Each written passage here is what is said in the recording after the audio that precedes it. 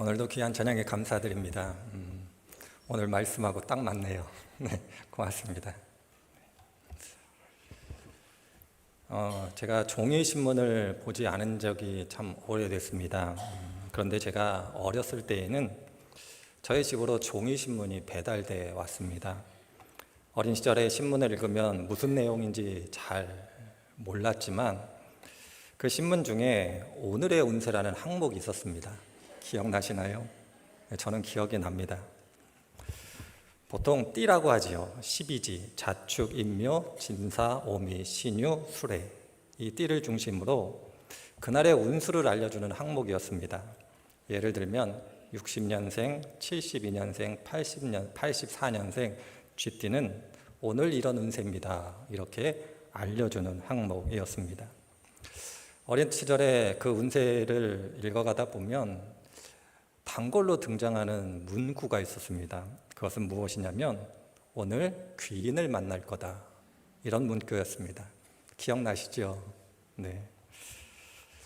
어린 마음에 귀인이라는 그 표현이 갖고 있는 의미는 정확하게 몰랐지만 그저 좋은 사람이구나, 나한테 도움이 되는 사람이구나, 그렇게 생각했습니다. 그래서 제 생일에 맞는 혹은 제 띠에 맞는 운수에 귀인을 만날 거다, 이런 항목이 나오면 그날은 기분이 좋았습니다.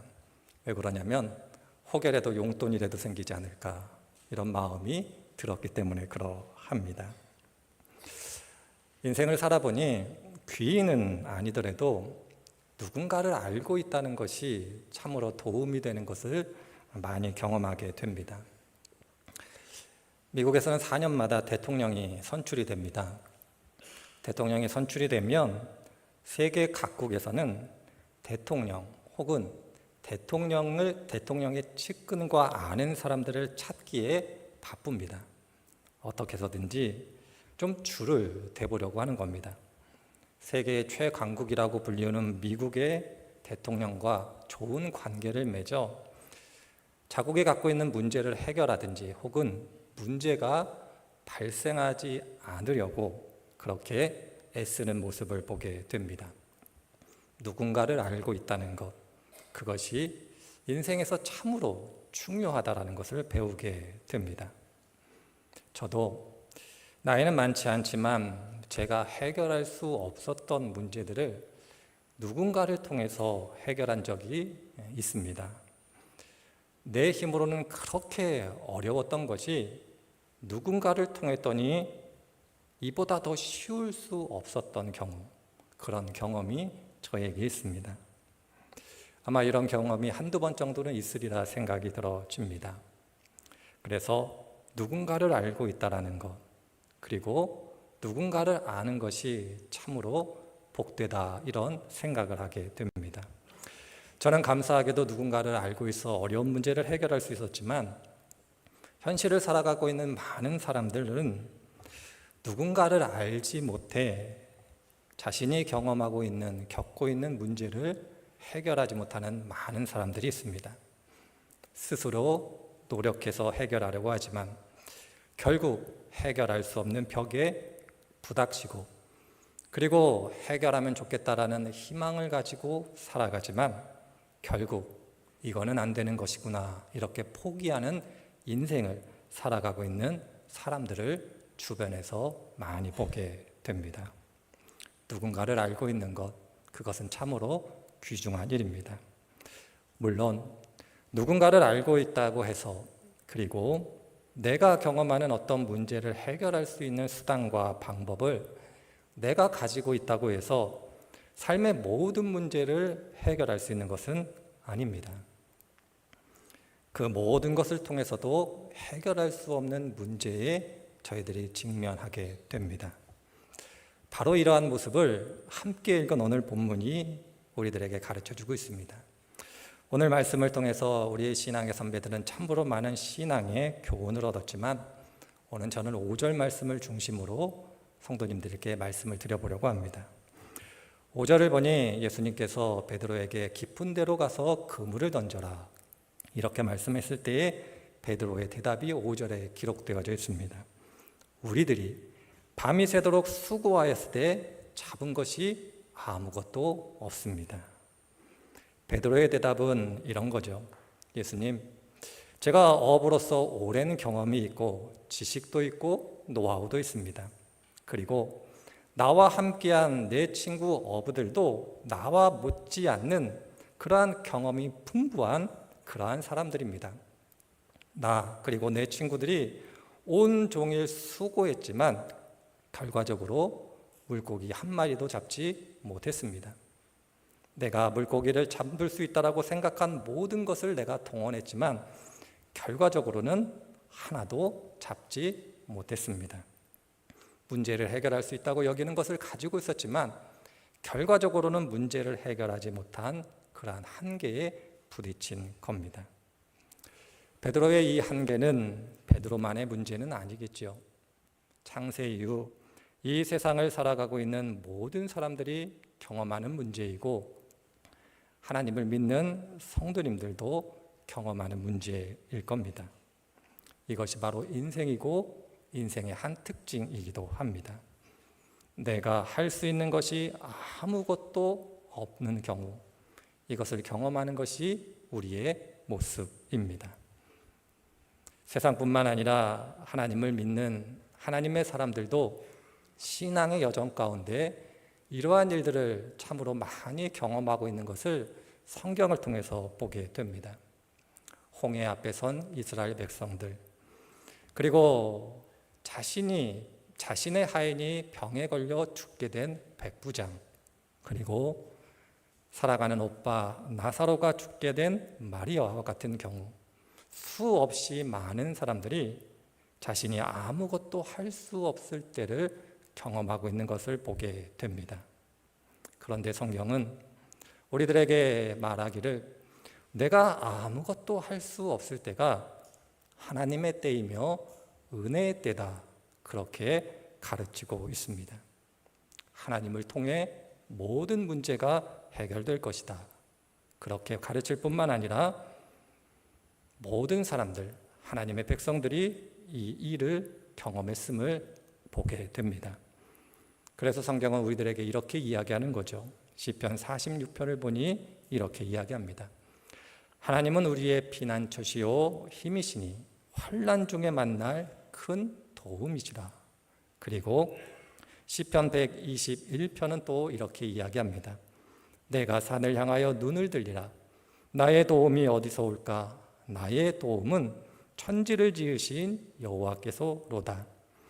여호와께서 너를 실족하지 않게 하시며 너를 지키시는 이가 졸지 아니할 것이다, 그렇게 말씀하고 계십니다. 시편에 나오는 말씀처럼 하나님이 우리의 도움이 되므로 내가 할 수 있는 것이 아무것도 없을 때 나의 도움이 되시는 하나님을 경험하게 되는 겁니다. 그래서 성경은 우리들에게 시련의 날 오히려 기뻐하라, 그렇게 이야기하는 겁니다. 베드로 사도가 살아가는 성도들에게 이렇게 권면하고 있습니다. 지금 잠시 동안 여러분들이 여러 가지 시련을 겪으면서 어쩔 수 없이 슬픔에 빠져 있더라도 이것을 기뻐하십시오, 이렇게 말하고 있는 이유가 바로 여기에 있습니다. 내가 아무것도 할 수 없을 때 하나님은 우리의 도움이 되시고 그 도움을 경험케 하심으로 우리들이 이 세상을 살아갈 힘과 용기가 되는 하나님을 만나게 됩니다.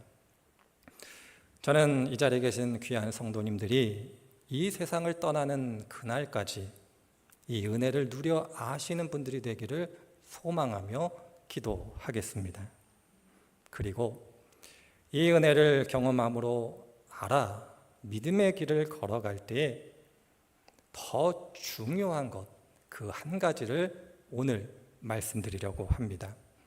하나님의 도우심, 그리고 그 도우심을 알아 세상을 살아갈 힘과 용기를 얻어 담대히 믿음의 길을 걸어갈 때에 꼭 알아야 되는 것, 그 한 가지를 오늘 강조해 말씀드려보고 싶습니다. 그것은 무엇이냐면 하나님이 나의 도움이 되심을 경험해 알기 때문에 그것으로 인하여 우리의 믿음이 흔들릴 수 있다라는 겁니다. 이렇게 말씀드리면 좀 고민이 많으실 겁니다. 하나님의 도우심을 구한 것이 왜 믿음이 흔들리는 이유가 될까? 그렇게 생각하실 겁니다. 어떤 사람이 한번 있다고 생각해 봅시다. 그 사람의 삶이라는 것이 태어날 때부터 지금까지 하루도 빠짐없이 절망이었다 생각해 보시면 답이 쉽습니다. 어제도 절망이었고 오늘도 절망이었고 내일도 절망이라고 생각되어지는 삶을 살아가는 사람은 그저 그 절망의 순간이 똑같은 하루일 뿐입니다. 삶이 마감되지 않는 한 그저 절망을 살아갈 뿐이고 그저 이 절망, 이 고난이라는 것은 주어진 하루의 삶에 불과하다, 그런 자포자기한 마음을 가지고 살아가게 됩니다. 그런데 할 수 있는 것이 아무것도 없었을 때에 문제가 되는 사람들은 기적적으로 이 문제를 해결받은 사람들입니다. 성경의 표현대로 얘기하자면 하나님이 나의 도우심이 됨을 경험한 사람들이 문제가 되는 겁니다. 하나님의 도우심을 경험한 사람들은 어려움이 있으면 하나님의 도움을 기대하게 됩니다. 그렇지, 예전에도 내가 하나님 앞에서 아무것도 할 수 없을 때에 하나님께서 그의 능력과 권능으로 나를 구원해 주셨지. 그분의 능력으로 그 힘겨운 상황 속에서 나를 구원해 내셨지.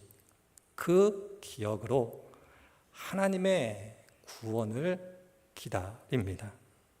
그런데 그 하나님의 구원을 기다리던 중 어제의 고난이 오늘도 지속되고 오늘의 고난이 내일도 지속되고 또 다른 내일이 오늘이 되어 그 고난이 지속된다라면, 그리고 그 고난이 언제 끝날지 알 수 없다라면 원하는 바는 아니지만 어느 순간 믿음이 흔들리기 시작합니다. 이게 아닌데, 무엇인가 상황이 잘못 돌아가고 있는데 내가 경험한 하나님은 그런 분이 아닌데, 내가 알고 있는 하나님은 그러신 분이 아닌데, 이러한 마음이 들기 시작합니다. 하나님을 믿지 않는 것도 아니고 하나님의 도우심을 부인하는 것도 아니고 하나님의 도우심이 없다라고 생각하는 것도 아닙니다. 그런데 무엇인가 상황이 잘못되었다라는 생각이 들기 시작합니다. 하나님이 혹 나의 고난을 잊으신 것이 아닌지, 내가 고난 당한다고 하나님께 말씀을 드려야 되는 것이 아닌지, 아니 하나님께 말씀드렸는데 아직도 부족한 것이 아닌지, 이런 생각이 들기 시작합니다. 이러한 믿음의 시련, 믿음의 흔들림은 우리들만의 문제는 아니었던 것 같습니다. 성경을 보니 한 신앙인도 이와 같은 경험을 하고 있는 것을 목격하게 됩니다. 시편 13편을 보니 한 신앙인이 이렇게 하나님을 향하여 부르짖어 기도하고 있습니다. 주님, 언제까지 나를 잊으시렵니까? 영원히 잊으시렵니까? 언제까지 나를 외면하시렵니까? 언제까지 나의 영혼이 아픔을 견디어야 합니까? 언제까지 나의 영혼이 고통을 받으며 괴로워하여야 합니까? 오늘 시편 13편에 나오는 시인은 하나님을 믿지 않는 사람이 아닙니다. 하나님의 도우심을 아는 사람이고 도우심을 기다렸던 사람입니다. 그런데 믿음이 흔들리고 있습니다. 믿음이 흔들리는 사람은 하나님의 도우심을 알아 경험하는 사람들입니다. 하나님을 이제는 머리가 아닌 가슴이 흔들리기 때문에 믿음의 심한 갈등을 하게 되는 겁니다. 언제까지 나를 잊으시렵니까? 언제까지 나를 외면하시렵니까? 언제까지 내가 괴로워합니까? 이러한 부르짖음을 끝없이 하나님 앞에서 하게 됩니다. 그런데 이러한 고난, 고통, 부르짖음 가운데도 하나님의 도우심이 없으면 끝내 하나님을 원망하게 됩니다. 인생을 살아보면 다 아시는 진리일 겁니다. 미움과 상처. 어떤 사람에 대한 미움과 상처는 그 사람에 대한 기대와 사랑의 크기에 비례합니다. 배신이 아픈 이유가 여기 있습니다. 어떤 사람에 대한 믿음과 상처, 그것이 기대와 사랑이 작으면 크지 않습니다. 마찬가지입니다. 하나님 앞에서 우리의 믿음이 흔들리는 시련이 큰 문제가 되는 사람들은 하나님의 그 큰 은혜를 경험해 아는 사람들입니다. 지나온 날 하나님께서 나에게 베풀어 주신 은혜, 그 은혜가 무엇인가를 아는 사람들. 그러나 그 은혜 가운데 내가 지금 경험하는 고난을 해결해 줄 것이다, 그렇게 믿고 있지만 그 믿음을 따라 응답하시지 않는 하나님, 그리고 그 응답이 언제 이루어질지 알 수 없을 때, 바로 이때 우리의 믿음이 흔들립니다. 그래서 어떤 분들은 이러한 분들을 향해서 이렇게 위로하기도 합니다. 힘드시죠? 어렵지요? 그러면 하나님께서 구원해 주실 것을 소망함으로 이겨내시면 좋겠습니다. 이렇게 위로합니다. 그런데 소망을 가지고 견뎌내라는 이 위로도 당사자에게는 큰 도움이 안 됩니다. 소망의 다른 이름은 기대지요.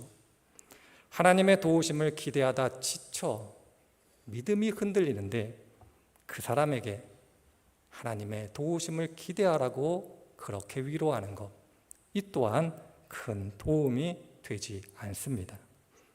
과거의 은혜의 경험도, 내일 주어질 하나님의 구원에 대한 기대도, 시편의 시인과 같은 믿음의 시련을 경험하는 그 누군가에게는 큰 도움이 되지 않습니다.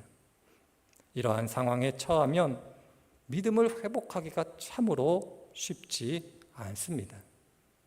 하나님을 떠나지는 않습니다. 하나님을 향하여 기도하는 것을 멈추는 것도 아닙니다. 그러나 그 마음에 믿음이 흔들리는 그 어려움을 경험하기 시작합니다. 그래서 하나님은 우리들이 이러한 믿음의 시련을 경험할 것을 알고 계셨기 때문에 그 믿음의 시련을 극복해 이겨낼 수 있는 길을 우리들에게 가르쳐주고 계십니다. 그것은 다른 것이 아니라 이 세상의 마지막 날에 대한 가르침, 곧 종말에 대한 말씀을 통해서 우리들에게 시편의 시인과 같은 믿음의 시련을 이겨내라고 말씀하고 계심을 기억해야 할 겁니다. 보통 성도님들께 세상의 마지막 날, 종말 이렇게 이야기를 하면 보통 두려움과 떨림으로 하나님의 심판 혹은 디스토피아와 같은 세상을 상상합니다. 그런데 성경이 이야기하는 바 세상의 마지막 날, 종말은 우리들이 생각하는 것과는 조금 다릅니다. 물론 성도님들이 생각하는 것, 그것을 포함하지만 성경이 우리들에게 가르쳐준 세상의 마지막 종말을 두 단어로 요약하면 성취와 확인이다, 이렇게 말씀드릴 수 있습니다. 세상의 날 마지막은 다른 것이 아닙니다. 성취와 확인의 날, 곧 마귀에 대한 하나님의 승리가 온전히 성취된 날, 죽음, 사망에 대한 하나님의 승리가 성취된 날, 피조 세계의 구원이 온전히 성취된 날, 하나님을 믿는 성도들이 옳았음이 하나님께서 확인해 주시는 날이 세상의 마지막 날인 종말임을 성경이 우리들에게 가르쳐주고 있습니다. 그래서 세상의 마지막 날인 종말은 창세 이후 마귀에 의해서 벌어진 모든 문제에 대한 최종적이며 영원한 해결이 완성된 날이다, 그렇게 말씀드릴 수가 있을 겁니다. 하나님은 이 종말에 대해서 우리들에게 가르쳐 주심으로 믿음의 시련을 이겨내라, 그렇게 말씀하고 계십니다. 마지막 날 종말을 오늘로 가져와 살 수 있다라면 시편 시인과 같은 믿음의 시련을 이길 수 있다라는 겁니다. 소망이 기대라면 종말은 성취입니다. 하나님께서 나를 잊으셨는가? 나를 외면하셨는가? 이 고통이 언제 끝날 것인가라는 이 믿음의 시련 앞에 기대는 힘을 발휘하지 못합니다.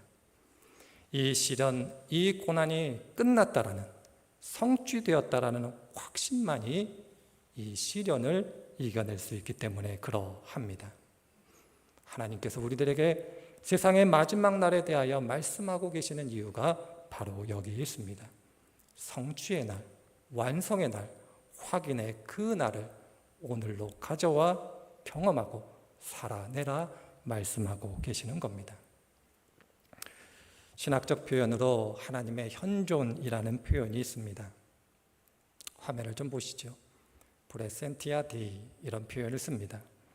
임마누엘이라는 표현과는 조금 다른 의미를 갖습니다. 임마누엘이 오늘 나와 함께 하시는 하나님에 대한 가르침이라면 하나님의 현존은 오늘 내가 하나님을 경험하는 것이라는 의미 속에서는 같은 거지만 마지막 날 모든 것을 성취하신 하나님을 오늘 내가 경험하는 겁니다. 신학적 표현 하나님의 현존이라는 것 이해하시기 어려운 표현일 겁니다. 그래서 성경에 나오는 두 사람을 통해서 좀 이해를 도우려고 합니다.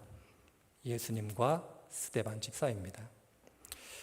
예수님께서 마지막 날 십자가에서 죽으셨을 때에 마귀는 자기가 승리했다 그렇게 생각했습니다.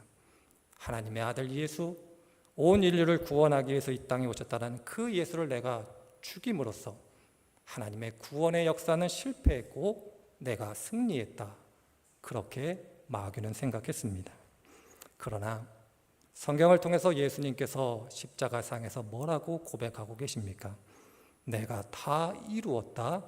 이렇게 고백하고 계십니다.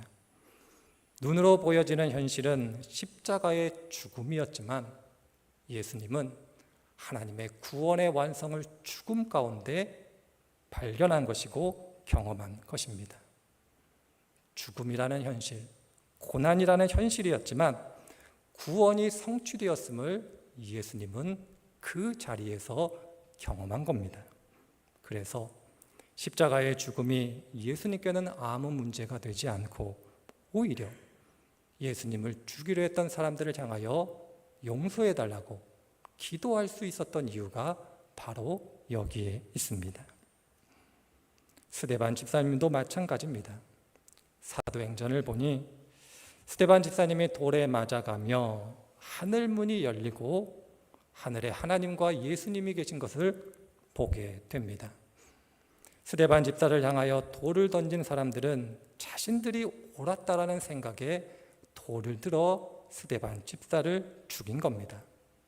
그렇지만 그 순간 하늘문이 열림으로 하나님과 예수님을 봄으로써 스데반 집사는 자신에게 돌을 던진 사람들이 아니라 내가 옳았음을 하나님께서 인정해 주신 것을 그 자리에서 경험한 것입니다. 죽음의 순간, 많은 사람들이 죽었다라고 여기는 그 순간에 스데반 집사는 자신이 옳았음을 확인받았습니다.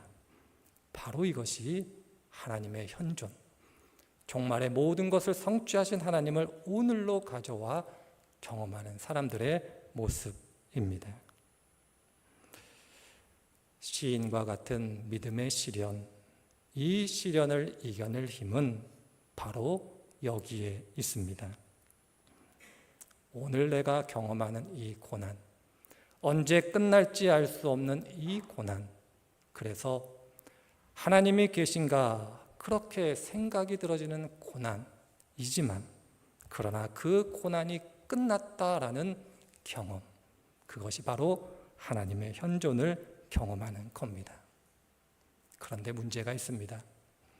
이처럼 중요한 하나님의 현존은 우리들이 안다고 해서 쉽사리 경험할 수 있는 것이 아닙니다. 스데반 집사님은 성령이 충만함을 따라 하늘문이 열리는 것을 보게 됩니다. 예수님 또한 하늘에서 성령이 임하시고 성령 충만한 가운데 사역을 하시다가 십자가에 달려 죽으셨기 때문에 십자가 상에서 구원의 완성을 보실 수 있던 겁니다. 그래서 우리들이 기도해야 합니다. 성령 충만하도록, 성령 충만함을 따라 살아가도록, 성령 충만함의 은혜가 있도록 기도해야 되는 이유가 바로 여기에 있습니다. 그런 의미 속에서 저는 성도님들이 하나님의 현존을 경험하기를 바라고 이 현존 가운데 살아가시기를 바랍니다. 그래서 이렇게 좀 바꾸어 성도님들의 이해를 돕고 싶습니다. 하나님의 현존을 경험한다는 것은 내가 경험하는 언제 끝날지 알 수 없는 고난을 새롭게 바라보는 것, 이렇게 표현해 보고 싶습니다. 예수님의 말씀으로 바꾸자면 내일 일은 내일이 염려할 것이요 한날의 괴로움은 그날로 족하다라는 것이 무엇인가를 정확하게 알고 경험하는 것. 예수님의 표현대로 염려는 있을 것이고 괴로움은 끝나지 않을 겁니다. 오늘 경험한 고난이 내일도 있을 겁니다. 그러나 오늘 내가 경험한 고난이 이제 끝났다. 그것을 은혜 안에서 경험하는 겁니다. 한날의 괴로움이 그날로 끝날 수 있는 것. 요즘 젊은이들이 표현한 표현을 빗대어 이야기하자면 내일이 있는 삶, 바로 그와 같다 말씀드릴 수 있을 겁니다. 고난이 있습니다. 고통이 있습니다. 그러나 평안히 잠들 수 있고 또 다른 내일 평안하게 눈을 뜨게 됩니다. 그리고 또 고난이 있습니다. 그날의 괴로움을 다 겪은 다음 평안하게 잠이 드는 겁니다. 그리고 또 다른 내일 깨어나는 것이고 또 다른 고난이 주어집니다. 그러나 그 한날의 고난을 그날에 끝냈다. 하나님께서 해결해 주셨다. 그 경험을 통하여 믿음 안에서 두려움과 떨림이 아닌 내일에 대한 기대를 가지고 살아가는 것, 그렇게 말씀드릴 수 있을 겁니다. 제가 성도님들을 이 모양 저 모양으로 좀 살펴보면 구체적으로 말씀을 드릴 수는 없지만 하나님의 현존을 경험해야지만 해결되는 문제에 직면한 성도님들이 계십니다. 하나님의 은혜에 대한 경험도, 내일에 대한 기대도 성도님들이 지금 경험하고 있는 그 고난을 해결해 줄 수 없는 그 어려움 가운데 처한 성도님들이 계십니다. 모든 것을 완성하신 하나님, 모든 것을 성취하신 그 하나님을 지금 경험하지 않으면 그 고통 가운데서 헤어나올 수 없는 성도님이 계심을 보게 됩니다. 그래서 이 자리에 계신 성도님들께 부탁드리고 싶습니다. 누군지는 알 수 없지만 그러나 그분들이 있음을 기억하시고 기도해 주셨으면 좋겠습니다. 그분들에게는 내일에 대한 기대가 아닌 오늘 그 문제를 해결해 주셨다는 하나님의 은총의 역사가 있어야 됩니다. 그리고 지금은 아닐지 모르지만 혹 내가 시편 시인과 같은 믿음의 시련을 경험할 수도 있을 겁니다. 그러하기에 더더욱 이 시련을 잘 이겨낼수록 기도로 준비하는 것이 필요합니다. 저는 이 자리에 계신 성도님 한 분 한 분들이 가능하면 은혜에 대한 경험으로 어려움을 이겨내실 수 있는 분들이 되셨으면 좋겠습니다. 혹 이것이 어렵다라면 내일에 대한 소망과 기대로 이 어려움을 이겨내실 수 있는 분들이 되셨으면 좋겠습니다. 그런데 이 모든 것을 통해서도 해결되지 않는 고난 가운데 있다라면 하나님의 능력 가운데 하나님의 현존을 경험함으로 그 고난을 이겨내실 수 있는 분들이 되셨으면 좋겠습니다. 성경은 그리스도인들의 삶을 기쁨과 감사로 표현합니다. 고난이 없다는 것이 아니고 염려와 근심과 걱정이 없다는 것을 의미하는 것이 아닙니다. 그러나 그 가운데 그리스도인들의 삶은 기쁨과 감사다, 그렇게 이야기합니다. 은혜의 경험으로, 내일에 대한 소망과 기대로, 오늘 모든 것을 완성하신 하나님에 대한 경험으로 기쁨과 감사함을 따라 살아갈 수 있음을 우리들에게 가르쳐 줄 때 귀한 성도님들 한 분 한 분들의 삶의 자리 가운데 이 복된 은혜가 가득하길 바랍니다. 한 주간을 살아갑니다. 귀한 성도님들의 삶의 자리 가운데 이 하나님을 경험하시는 귀한 성도님들 되시기를 주님의 이름으로 축원을 드립니다. 우리 함께